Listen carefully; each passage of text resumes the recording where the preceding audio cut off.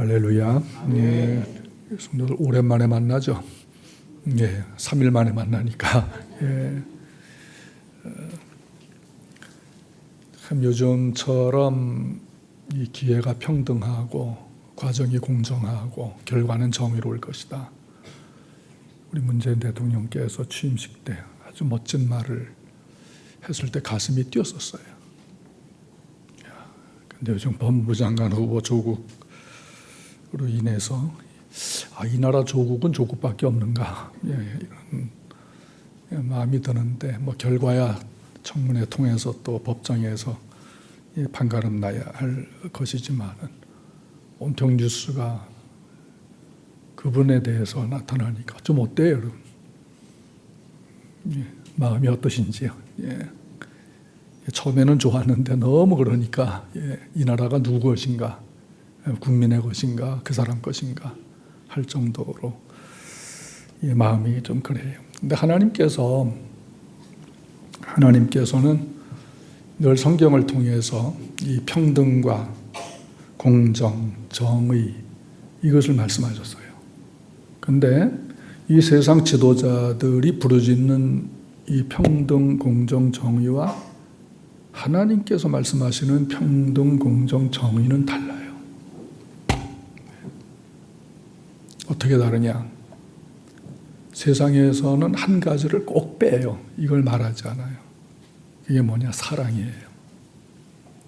평등을 해도 사랑 가운데 평등하고, 공정해도 사랑 가운데 공정하고, 정의를 세워도 사랑 가운데서 정의를 세우라. 그래서 우리가 이 법을 잘 지킨다고 하는 것은 공정하잖아요, 누구에게나. 그리고 법을 잘 지킬 때 평등이 오죠. 누구든지 법 앞에 평등해야 되니. 법을 잘 지킨다는 것은 정의를 세운다는 거예요. 하나님은 거기서 끝나지 않아요. 정의라고 하는 것은 심판을 해야 돼요.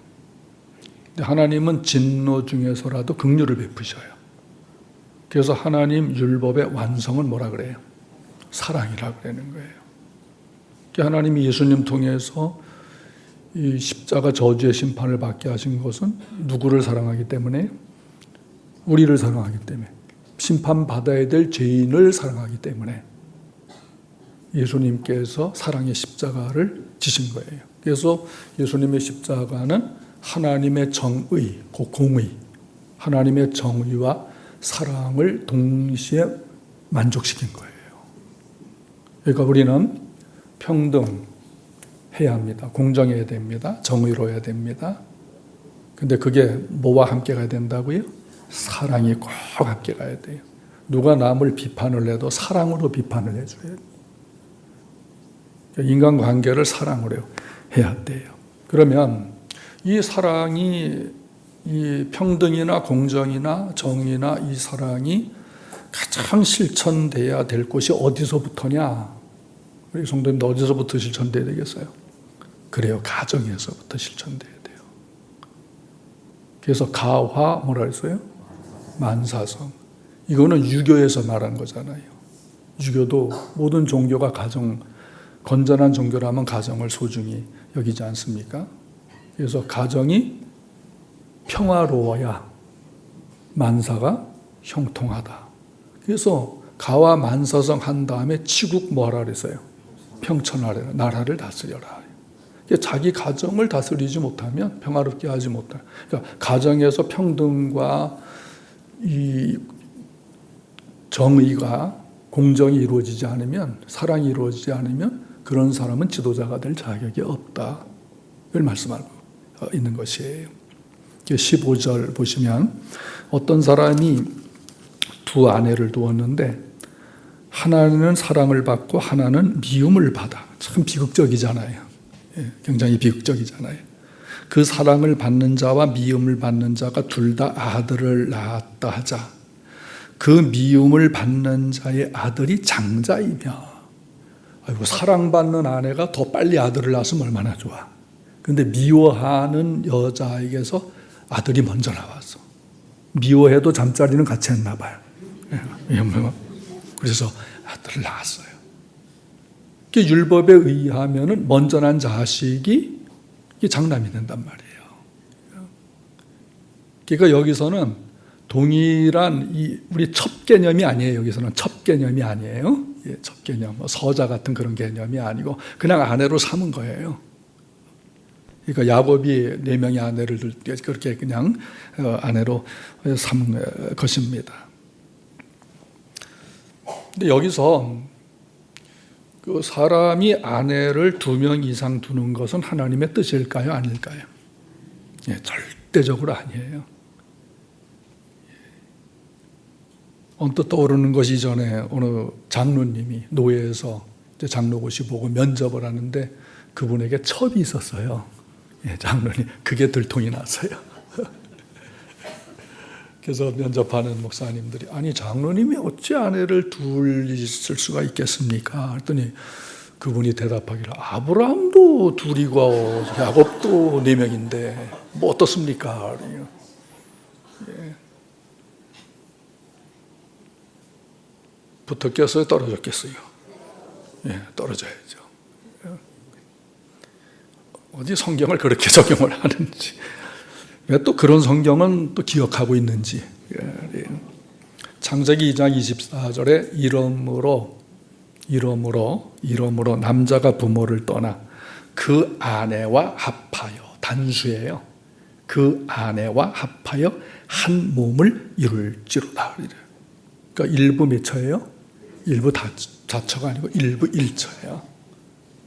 무슬림들은 마호멧이 여러 명의 여자들과 결혼했기 때문에 일부 다처에 4명까지 허용을 해요. 그래서 무슬림을 위해서 뭐 극단적 테러를 하잖아요. 그렇게 죽은 사람들은 천국에 가서 72명의 아내를 얻는데, 이게 천국이에요. 그 어떻게 감당하려고 모르겠어요. 그러니까 일부 다처제나 일부 다부제, 이것은 인간이 악하기 때문에 세상 문화, 인간 욕정 때문에 생겨난 거예요. 그래서 인간 욕정에 의해서 믿음의 사람들도 병합을 하는 거예요. 거기에 같이 세속화라고 이야기를 해야죠. 이런 결혼 행위를 하나님은 기뻐하는 게 아니에요. 네 부모를 떠나 한 여자와 합해서 한 몸이 되어라 그랬어요. 3명, 4명이 한 몸이 되는 게 아니에요. 남자와 여자가 한 몸. 그래서 창세기 2장 24절에서도 아담 그리고 하와를 지어놓으시고 결혼식 일부 일처 돕는 배필로서 아내를 주신 것이지, 여기 일부 다처제가 율법으로 정한 것은 결코 아니다. 그 2 아내를 둔 남편이 한 아내는 사랑을 해, 한 아내는 미워해. 그도 그럴 수밖에 없을 것 같아요. 여기 남자 집사님들 장님들 어때요? 아내 2명 있으면 똑같이 사랑할 수 있을 것 같아요? 야, 처음에 얼마간은 그럴 수 있겠지만 세월 지나면은 결코 그럴 수가 없을 거예요. 한 아내 사랑하기도 힘든데, 그렇잖아요? 한 아내는 미워했어요. 한 아내는 사랑했어요. 있을 수 있는 일이라고 하는 거죠. 그럼 더 사랑받는 아내, 더 미움받는 아내, 이 가정이 어떻겠어요? 평안하겠어요? 불화하겠어요? 예. 뭐 싸우는 소리가 안 나도 마음은 얼마나 서로 신경이 쓰일까요? 우리가 아브라함이나 야곱 다 이렇게 일부 다처를 하는 사람, 또 사무엘을 한 엘가나, 부모 엘가나도 아내가 2이 있었던 것을 보는데, 하나님께서는 왕들에게도 아내를 많이 두지 말아라. 그럼 결국은 나라에 이상이 생긴다라고 말씀하셨어요. 그럼에도 불구하고 이제 2 아내가 아들을 낳았는데, 공교롭게도 미움받는 아내가 먼저 아들을 낳아서 그 아들이 장자가 되었단 말이에요. 사랑받는 아내 아들은 차남이 되었어요. 그 문제는 언제 생기는가? 유산 상속을 할 때. 이 재산 상속을 어떻게 해줄 것인가? 그 남편의 마음은 누구 아들한테 더 주고 싶겠어요? 사랑받는 아내가 낳은 아들이 에게 더 많이 주고, 미움받는 아내한테는, 아들한테는 덜 주고 싶지만 하나님께서는 그렇게 하면은 아니 된다. 절대 그렇게 해서는 안 된다. 17절이고요. 미움을 받는 자의 아들을 장자로 인정, 자기의 소유에서 그에게는 두 몫을 줄 것이니 그는 자기의 기력의 시작이라. 장자의 권리가 육면이라. 아멘. 이 장자의 권리라고 하는 것, 창세기 25장 31절 보면 야곱이 장자의 권리를 얼마나 사모했어요. 그리고 에서에게 팥죽 한 그릇에 그걸 샀어요. 왜 그렇게 했느냐? 장자의 상속분이 더 많았기 때문이에요. 보통 장자의 상속분은 3분의 2를 일단 떼고 나머지를 후손들에게 나눠줬어요. 그래서 장자권이 굉장히 셉니다. 따라합시다. 재산권, 가문 대표권, 축복권, 이 세 가지를 구약시대에 갖고 있었어요. 이게 굉장한 권한이죠. 그러니까 아버지가 가지고 있는 권한을 그대로 장자가 물려받는 겁니다. 그래서 재산권을 가지고 있고 가문을 대표하는 권리가 있고 축복할 수 있는 권한이 있어요. 그래서 유대인들은 아버지가 하늘나라 가기 전에 자식들 다 그래서 축복기도 해주잖아요. 축복기도 하고. 그러면 하나님께서는 그들의 축복기도를 들어주시고 그대로 해줘요. 그들이 불순종하지 않을 때는 그대로 주신 거예요. 민수기 27장 8절에서 11절은 자식들에게 유산 분배법을 말씀하는데, 어떤 사람이 아들에게 상속했는데 아들을 낳지 못했어요. 아내가. 그럼 딸을 낳았어요. 그러면 딸에게 상속하게 돼 있어요. 그 아들, 딸 없어요. 무자식이에요. 이럴 때는 가장 가까운 형제, 그러니까 아버지의 형제들에게 먼저. 근데 아버지의 형제도 없어. 그러면은 가까운 친족에게. 성경이 대단히 합리적이잖아요. 딸들에게도 상속권을 허락해 주었으니까. 그러니까 일부 다처제의 관습이 있는 이런 때에 이 가정의 질서를 세우고 가정이 혼란해지는 것을 방지하고 재산으로 인하여 싸우는 일이 없도록 하기 위해서 이렇게 한 거예요. 그럼 장자에게는 왜 더 많은 유산 상속을 해주는가? 이 장자에 대해서 성경은 이 기력의 시작이라 했어요. 이 조상들로부터 물려받은 기력의 시작이라. 기력이란 말은 능력, 힘을 말씀하고 있어요. 그리고 첫 열매라고 하는 뜻이에요. 그래서 이 첫 열매는 하나님 앞에 바치는 거예요. 그래서 이스라엘 장자가 나오면은 이거는 첫 열매, 곡식의 첫 열매, 새끼의 첫 새끼를 바치듯이 이 첫 아이는 하나님의 것이에요. 그래서 더 많은 권한을 허락해 주신 것입니다. 오늘 구역 연합 예배를 하는데 가정도 그렇지만요, 이 구역에서도 이런 질서가 있어야 되는 것입니다. 왜냐하면 우리가 교회라고 하는 것은 하나의 큰 공동체잖아요. 그것을 세분화시켜서 교회를 가정화시킨 것이 구역이에요. 그러면 4가정이다, 혹은 많은 가정은 10가정도 넘는 가정들이 점점 늘어나기도 하지만은, 그럼 이 구역에서 구역장님은 아버지 역할이에요. 부구역장님은 어머니 역할을 해야 돼요. 그래서 구역장은 때로는 엄하게 할 수 있지만 그것을 뒤에서 보듬어 감싸는 사람은 부구역장, 어머니 역할을 해줘야 되는 거예요. 그래서 가정이나 구역에서는 편애를 방지해야 됩니다. 여기는 사랑받는 아내, 사랑받지 못하는 미움받는 아내, 이러니까 이 가정이 편할 수가 있었겠어요? 그래서 구역장, 부구역장님들은 모든 구역원들을 사랑해야 돼요. 그런데 간혹 미움받는 구역원들이 있잖아요. 미워할 수밖에 없는 구역원들. 왜? 안 와. 아무리 전화해도 안 와. 어떤 사람들은 노골적으로 싫다 그래. 가기 싫다 그래. 좀 돌려서 말이에요. 구역장님 수고하시는데 죄송해요. 이렇게 말을 할 것 같으면은 그래도 구역장이나 부구역장님이 마음이라도 편할 텐데, 이건 뭐 그냥 쏴붙이듯이 전화하지 마세요. 이런 분들도 있단 말이에요. 그러면 속이 상해서 이런 성도를 내가 끝까지 사랑해야 되냐? 끝까지 사랑해야 되겠어요? 말아야 되겠어요? 그래도 하나님이 맡긴 양이니까 그래도 사랑해야 돼요. 그래서 구역장을 하면 누구 마음을 안다? 목사의 마음을 알아요. 목사를 하게 되면 예수님 마음을 알게 돼요. 그래서 우리 성도들이 구역장님의 마음을 좀 읽어주셔야 돼요. 부교역장님의 전화 한마디 하면 그걸 고마운 줄 알아야죠. 아, 내가 잊혀진 사람이 아니구나. 관심을 주시고 계시는구나. 나를 사랑해서 이렇게 신앙생활 열심히 하라고 하시는구나. 이건 축복이구나, 기회구나. 이런 마음을 가져요. 이런 마음 갖기를 축원합니다. 편애를 방지해야 되겠다. 잘 모이는 사람, 못 모이는 사람 이렇게 편애만. 또 한 가지는 분쟁을 방지해야 되겠다.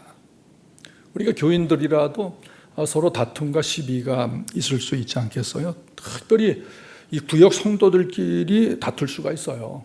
왜냐하면 구역은 서로 나누는 거잖아요.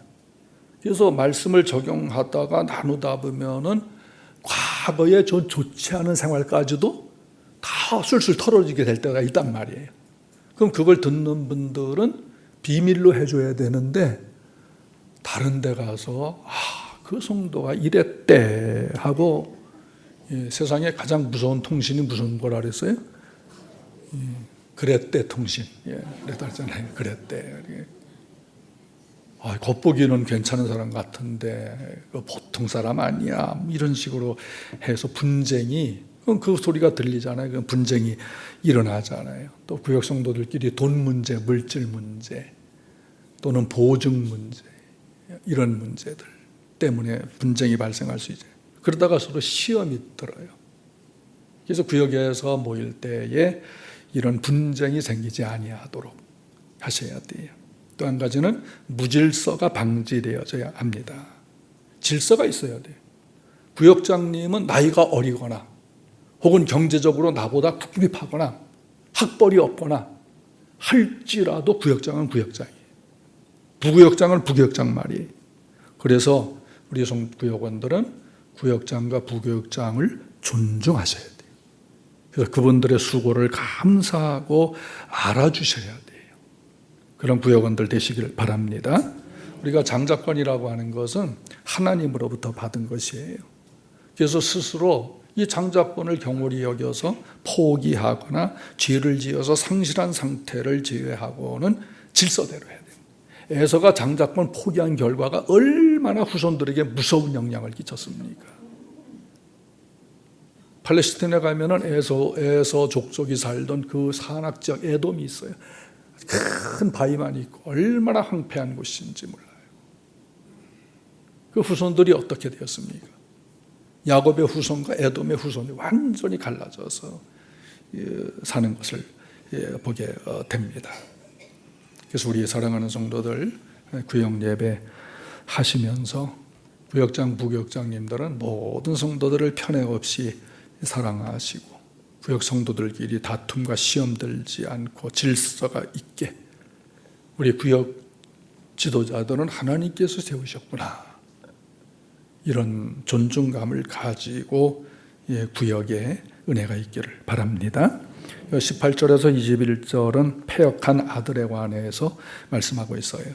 어떤 집에 아주 완악한 아들이 있어요. 이 완악하다고 하는 것은 예민하는 거예요. 그러니까 이 아들은 부모님 얼굴도 꼴 보기가 싫은 거예요.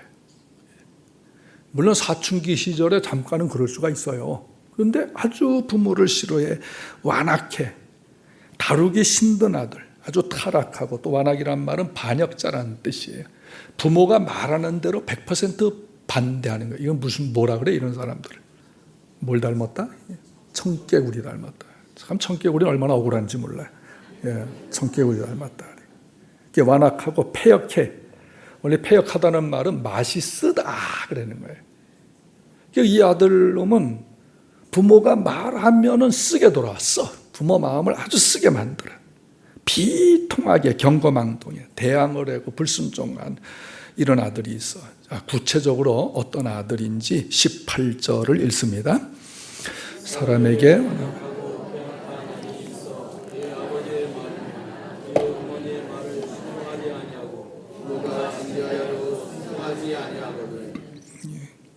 참 제일 공감되는 이 패역한 아들에 대해서 제일 공감되는 말이 뭐예요 여기서? 순종하자. 왜 순종하지 않을까? 말을 듣지 않아요. 우리 부모들 자식 키우면서 뭐 잘 들어를 제일 많이 말해요. 말 잘 들어라. 말 좀 잘 들어. 잘 들어야 안 들어요. 잘 듣다가 안 듣죠. 사춘기 되면은 안 듣잖아요. 그래서 굉장히 다루기가 힘들게 됐어요. 그게 말의 불순종이에요. 그래서 부모가 징계를 해요. 부모가 매를 댄다든지 이 벌을 준다든지. 뭐 오늘 통계가 나왔는데 요즘의 부모들은 자식을 이 징계를 반대하는 부모들이 60% 이상이고 징계도 괜찮다가 10% 미만 돼요. 벌을 줘도 그냥 뭐 이런 정도. 매는 뭐 거의 되면 안 된다. 이제 우리 사회가 그런 사회가 됐고 앞으로 인권 조례가 막 되면은 할머니들이 손자 예쁘다고 엉덩이 쳐도 법정에 끌려가게 돼요. 함부로 치면 안 됩니다. 허락받고 치셔야 돼요. 손자야, 너 예뻐서 엉덩이 2번 좀 두드려 줄게. 손녀 너 너무 예쁘다. 머리 좀 쓰다 마죠. 함부로 머리 맞으면 안 돼요. 예를 들어서 이 부모의 말을 듣지 않아서 징계 좀 했어요. 그래도 순종하지를 않아요. 그래서 이 아이를 데리고 성문에 재판정에 부모가 고소를 했어요. 우리 사회도 부모가 아들 고소하는 집 있잖아요. 간혹. 또는 자식들이 부모 고소하는 또 있어요. 드물지만. 그래서 부모 고소할 때에 뭘 가지고 고소를 해? 내용이 뭐냐? 20절을 읽어요. 그 성읍 자식들이 우리의 이 자식은 완악하고 패역하여 우리 말을 듣지 아니하여 방탕하여 술에 이 자식 봐요. 이게 완악하고 패역하고 말도 듣지 않고 방탕하고 늘 술에 잠겨 있고. 우리 성도들 아들 중에 이런 아들이 있으면 어떻겠어요? 술 사주고 기뻐하시겠어요? 얼마나 속이 썩을까? 원래 이 방탕이라는 말은 흔들다는 거예요. 그러니까 술 취하니까 몸도 흔들리지만 남을 흔들어, 부모를 흔들어, 부모 멱살을 잡고 흔드는 거예요. 이웃만 보면은 시비 걸고 흔들어, 비틀거려. 도덕적 가치라는 것은 전혀 없어요. 완전히 낭비해. 시간 낭비, 인생 낭비, 물질 낭비, 몸 낭비, 전부 다 낭비를 하면서 시끄럽고 난폭하고 비열하게 살아요.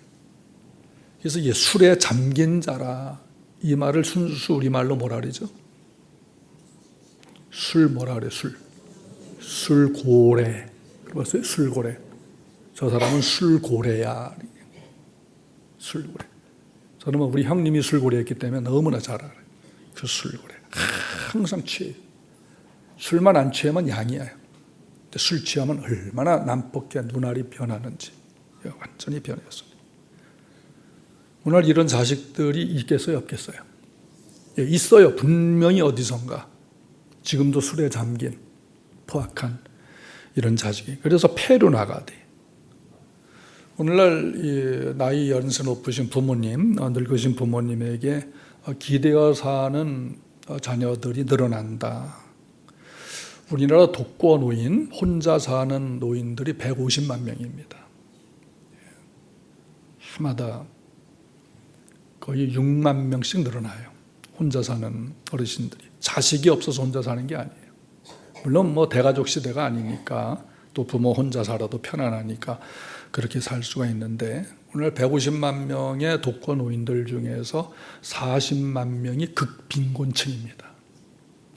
국가에서 노령연금 주지 않으면 도무지 살아갈 수가 없는 이런 형편의 사람들, 그러니까 의식주의 기본이 안 된 이런 어르신들이 40만 명 있어요. 그러니까 자식들이 있어도 부양을 하지 않고 부모가 전화해도 전화번호를 바꿨고 어디 사는지도 모르고 1년 내내 설날 추석 돌아보지도 않고 이런 사람들입니다. 얼마나 불쌍해요. 자식들 어떻게 키웠나. 그래서 폐를 나가야 돼요. 그런데 어떤 자식놈들은 부모가 노령연금 타는 날은 귀신같이 알아. 그걸 또 좋아서 어떻게든지 뺏어가는 놈들도 있다는 거예요. 그런 아들들이 있어요. 그거 갖다 뭐 하느냐? 술에 잠겨 있어. 반복돼요. 이런 아들은 어떻게 해야 되느냐? 19절에 그의 부모가 그를 끌고 성문에 이르러 성읍장 재판에 고소해라. 고발해라. 아무리 자식이지만 이런 아들은 고발을 해라. 여기 끌고라고 하는 단어는 붙잡아라, 포박을 해서 아예. 부모 혼자 힘으로 못 하잖아요. 그 이웃들과 함께 경찰을 불러서 아예 붙잡아다가 부당하게라도 사로잡아서 재판정으로 가라고 하는 것입니다. 그래서 이 공정한 재판 과정이 있죠. 여기는 간단하게 나타냈지만 1심, 2심, 3심이 있어서 공정한 재판을 거쳐서 이런 페루나를 처벌하는데 어떻게 처벌을 해야 되는가? 21절을 보겠어요. 성읍의 모든 사람들이 그를 돌로 쳐 죽일지 이같이 내가 너희 중에서 악을 제하라. 그리하면 온 서서히 듣고 어떻게 처벌하래요? 그러니까 뭐 시키라는 거죠? 사형시키라는 거예요. 얼마나 무서워요? 구약시대 안 살길 참 다행이에요. 사형시켜라. 돌로 쳐 죽이라. 돌로 쳐 죽여라. 왜 이렇게 하냐? 그래야 다른 자식들이 보고 폐륜적 삶을 살지 않는다. 본보기로 삼아라 라고 하는 것입니다. 그래서 이렇게 폐역한 자식을 처벌하는 것은 가정과 나라 전체의 오염을 방지하는 겁니다. 그래야 가정이 평안하게 돼요. 그래서 이런 자식을 처벌한 다음에 전국에 알려요. 전국에. 옛날이니까 방을 다 붙이겠죠. 어디에 사는 아무개 아들 누구가 이러이러한 짓을 했으므로 돌로 쳐 죽였다라고 하는 것을 전국적으로 알리게 돼요. 그러면 사람들이 그걸 보고 야, 불효를 하면 안 되겠구나. 부모님을 공경 잘해드려야 되겠구나. 이거를 알게 되는 거예요. 우리가 가정에서 먼저 평등, 공정, 정의, 사랑이 이루어진다고 말씀드렸는데요. 이 가정에서 첫째는 부모가 모범이 되어져야 합니다. 우리나라도 요즘에 이런 논문이 나오지만은 미국의 이 가정에 대한 연구하는 사람들의 최근 보고서에 보면은 그 가정 폭력 있잖아요. 부부 폭력, 가정 폭력의 63%가 자기가 성장 과정에서 이 부부가 서로 폭력하는 것을 보고 자랐다는 거예요. 그러니까 부부가 서로 폭력을 하면 자식들이 자신도 모르게 결혼해서 아내를 때리고 또는 남편을 때리고 이런 사람들이 된다. 자기도 모르게.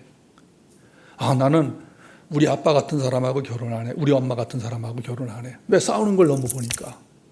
그랬는데 나중에 결혼한 거 보면 아빠랑 비슷한 사람하고 결혼해. 엄마랑 비슷한 사람하고 결혼해. 그래서 폭력의 그 에너지, 폭력의 DNA, 그걸 받게 된다. 자기도 모르게. 그래서 욱해서 서로 치고받고 한다고 하는 것입니다. 그러니까 우리가 이 부부싸움 할 때 폭력이라고 하는 것은 절대적으로 삼가야 될 거예요. 폭력에는 무력 폭력도 있고 경제 폭력도 있고 언어 폭력, 이것도 무섭잖아요. 사실 언어 폭력이 더 많은 상처를 주는 거죠. 이 폭력이 가정, 특별히 부부 사이에서 없어야 되겠다. 그런데 우리나라도 마찬가지예요. 어머니 아버지가 폭력하는 것을 보고 자란 자식들은 거의 폭력 부부가 된다. 참 이상하잖아요. 본받을 건 안 받고 본받지 말아야 될 것을 받고 있으니까요. 두 번째는 술 취하지 말고 성령에 취하기를 바랍니다. 반드시. 꽤 오래돼서요. 어느 구역장이 구역원들을 데리고 우리 야외 모임 있잖아요. 아마 자동차를 타고 좀 멀리 야외를 가는데 그 구역원 중에 한 성도가 저한테 신고를 했어요. 자기 구역장이 소주를 몇 병 사왔다는 거예요. 구역원들 소풍 가는데. 실제 사건이. 이제야 제가 공개를 말씀드려요.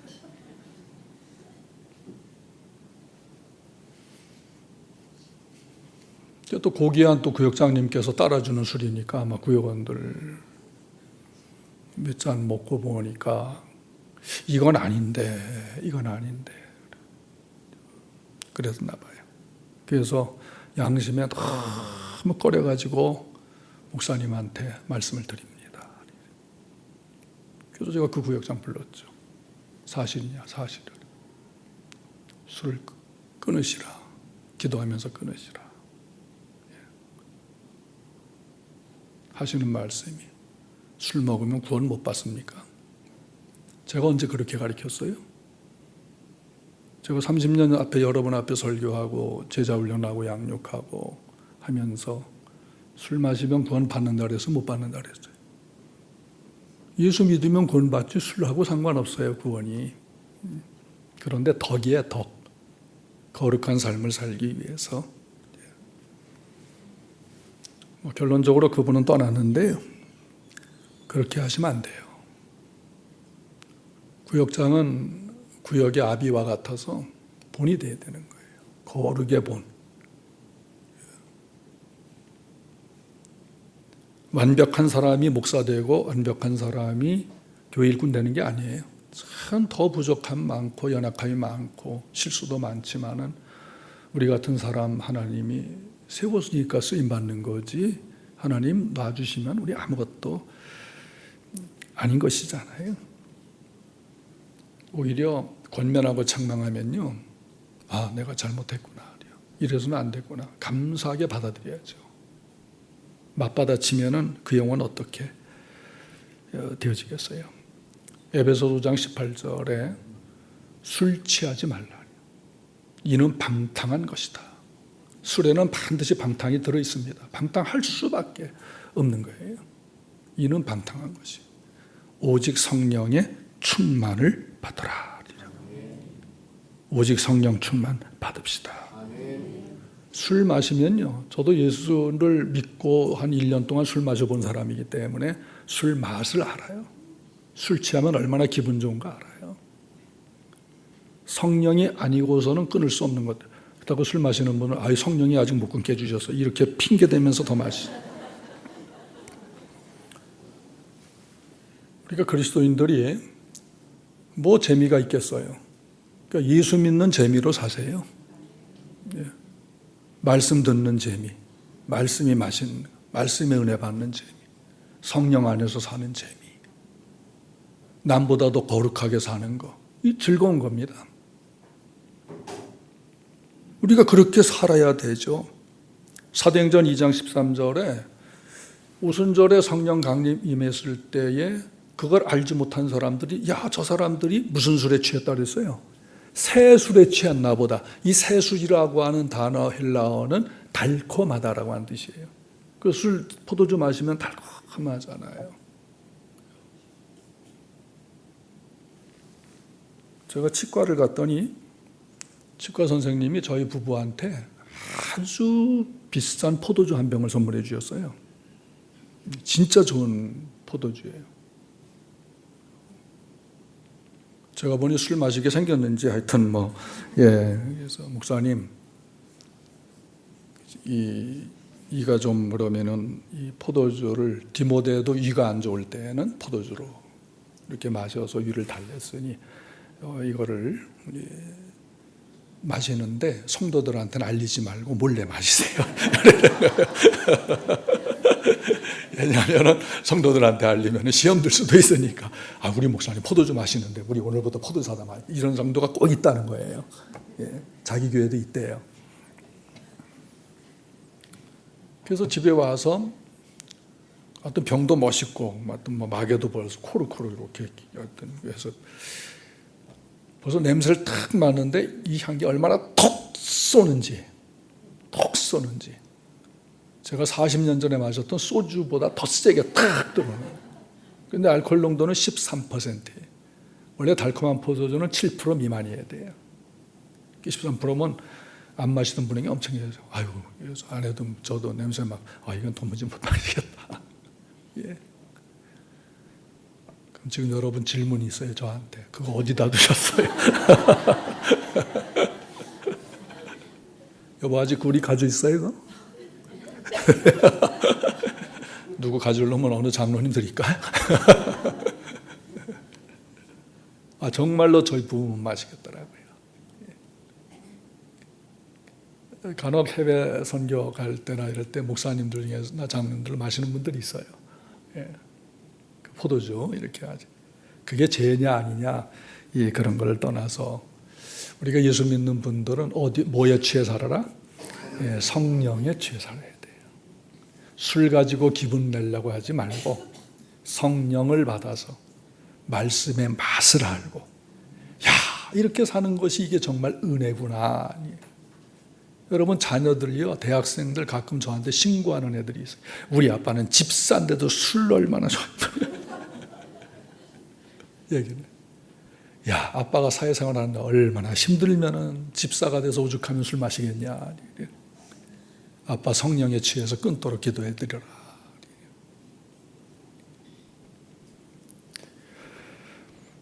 술에는 방탕이 들어있어서 결국 도덕적인 온전한 삶을 살지 못하도록 하는 거예요. 그래서 에베소서장은 술 취하지 말라 이런 방탕한 것이니 그 다음에 제일 먼저 나오는 말씀이 하나님을 찬양하고 감사하라. 어디에서? 가정에서. 가정도 누구가? 부부가 먼저. 그래서 5장 21절에서 33절까지는 부부에 관해서 나오는 거예요. 그러니까 성령 충만한 부부가 돼야 된다. 그런 모범이 돼야 자녀들도 성령 충만한 아버지 어머니 보고 본받는 것이요. 폭력이 없어요. 세 번째, 부모 공경은 모든 시대에 실천되어져야 합니다. 20절 같은 이런 자식, 완악하고 폐역하고 말 듣지 않고 방탕하고 술에 잠기고 부모에게 대들고 이런 자식을 둔 것은 부모가 얼마나 비참한 생활을 하고 있는 건가를 알게 돼요. 여러분 아들이 있는데 이런 부모가 이런 아들이 있다고 생각해 보세요. 얼마나 비참하고 속이 썩겠어요. 오죽하면 자식을 법정에 고발해서 벌 주세요. 그랬겠어요, 부모가. 오죽하면은. 부모라고 하는 것은 자식이 아무리 잘못해도 용서하는 게 부모예요. 그런데 용서하고 또 용서를 하려고 해도 이 아들 이건 안 되겠어. 아마 부모에게만 속썩이겠어요? 이런 자식들은 사회 나가도 술 취해서 딴 사람한테 해코지 하는 거예요. 그래서 완전히 격리를 시켜달라. 그 법에 고소를 하게 된 것입니다. 오늘날 십계명은 주님이 오실 때까지 유효합니다. 십계명의 맨 가운데가 뭐예요? 내 부모를 공경하라예요. 가운데 5계명이 내 부모를 공경하라. 그래서 부모라고 하는 것은 위를 보면 하나님이 계신데 하나님과 인간의 다리를 놓아주는 게 영적으로는 예수님이시지만 예수님이 주님이시지만 가정에서는 부모다. 그래서 부모는 하나님을 대리한다. 이게 구약의 개념이에요. 그 부모는 또 사회적인 다리를 놓아주시는 분이다. 부모가 순결하게 거룩하게 살아야 하는 거예요. 에베소 6장에서도 내 부모를 공경하라. 이것이 옳다. 주 안에서 순종하라. 이것이 옳다. 내가 장수하고 땅에서 잘 되어질 것이다. 예수님께서 어린 시절 누가복음 2장 52절에 부모를 떠받들어 순종하시더라. 십자가에서 요한복음 19장에 당신은 죽으시면서도 어머니를 제자들에게 부탁하시며 효도하셨던 예수님을 봅니다. 그래서 부모 공경이라고 하는 것은 시대에 따라서 공경하는 방법은 달라질 수가 있어요. 방법은. 얼마 있으면 추석이 오잖아요. 추석이 오는데 요즘 직접 산소 벌초하는 분들 있지만은 어디다 맡기잖아요. 또 회사에. 옛날 같으면 어림도 없죠. 경멍스럽게 어디 후손들이 직접 가서 벌초해야지. 요즘은 제사 대행회사도 있어요. 당신들 여행가 우리가 대신 제사 지내줄게. 묘지 찾아가서 찍어가지고 보내요.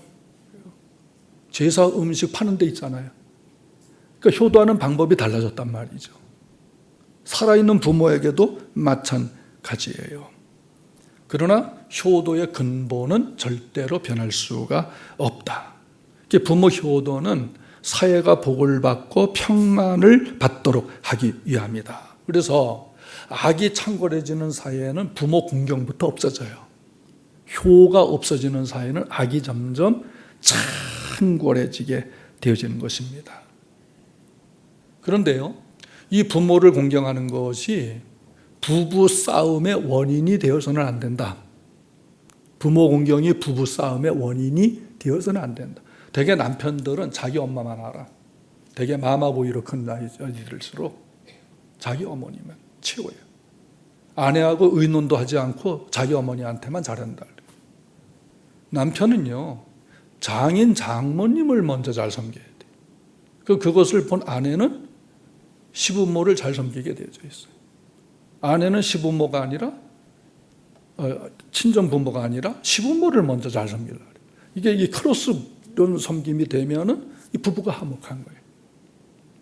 그러니까 남편이 아내 몰래 자기 어머니한테는 뭐 드리고 얘기도 안 하고 이러면은 안 되는 거예요. 그건 불화가 요인이 돼. 그러니까 부모 공경은 참 좋은 건데 그것이 빌미가 돼서 아내 마음이 상하고 남편 마음이 상하고 부부 싸움의 빌미가 되고 이래서는 안 된다라고 하는 거예요. 서로 부모를 먼저 시부모든 친정부모든 먼저 크로스해서 공경하여 화목한 가정이 되어지는 거예요. 우리 교회는 어때요? 교회 목사는 영적인 아비와 같아요. 사모는 영적인 어미와 같은 존재예요. 그래서 존중하라고 하는 거예요. 구역에서 구역장, 부구역장이 영적 아비와 구역에서는 어머니와 같다라고 하는 겁니다. 그래서 같이 존중을 해 주셔야 되는 거예요. 그리고 구역장님들은 이 성경 공부하는 공과 숙지를 바르게 잘 숙지를 해서 가르쳐야 합니다. 지금 이 공과에서 하시는 말씀, 하나님 메시지가 뭔가를 잘 터득을 해서 가르쳐야지 준비도 하지 않고 허둥지둥 가르치면 그 구역은 영적인 구역이 안 되고 육신적인 구역만 되어질 뿐인 거예요. 구역장, 부역장님들이 교회 비전이 뭔지, 오늘 우리 교회가 지향하는 게 뭔지, 예배는 어떻게 하고 주일 성수를 어떻게 하고 감사, 헌신, 헌금, 교육, 우리 교회는 이런 훈련, 이런 교육이 있으니까 같이 참여를 한다든지 가정을 화목하게, 불하는 가정이 있잖아요. 화목하게 중재를 하고 본이 되도록 노력을 해야 돼요. 구역의 지도자들은 주일날 보니까 아무개 집사님이 안 왔네, 성도가 못 왔네, 전화 한번 걸어줘야 되겠네. 우리 구역이나 우리 지경에 병든 성도가 없는가 찾아봐야 되겠다. 이런 일을 통해서 이 섬김의 기쁨을 나눠줘야 돼요. 왜냐하면 우리는 하나님 아버지 앞에 있는 아들, 딸이에요. 서로 돌아보아 사랑과 선행을 이 격려를 해야 하는 것입니다. 오늘 구역연합 예배를 통해서 우리 구역원들께서는 구역장님들과 부구역장님들에게 감사하는 마음을 갖기를 바랍니다. 이게 보통한 일이 아니에요. 벌써 9월 되었는데 이제 10월쯤 되면 새 구역장, 부구역장 선발을 저희가 할 것인데요.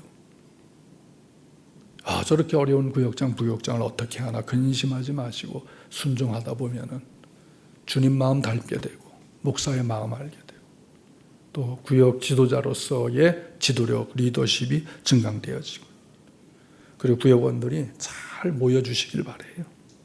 그리고 담당 청소라든지 식사봉사 할 때 구역장님이 오라 그러면 같이 오고 못 갈 것 같으면 이래서 못 가서 죄송하다고 편의를 구하고 이렇게 해서 구역이 화목하면요 구역에 가고 싶잖아요. 또 구역 성도들은 서로 의지가 되고 기도 제목을 삶을 서로 나눌 수 있게 되는 거예요. 그래서 오늘 말씀처럼 우리는 하나님 앞에서 교회 앞에서 페루나가 돼서는 안 돼요. 하나님을 예배하고 구역에서 존중하면서 평등과 공정과 정의가 사랑 가운데서 이루어지는 그런 구역 부흥이 있기를 예수님 이름으로 축원합니다. 아멘. 아멘. 아멘. 아멘.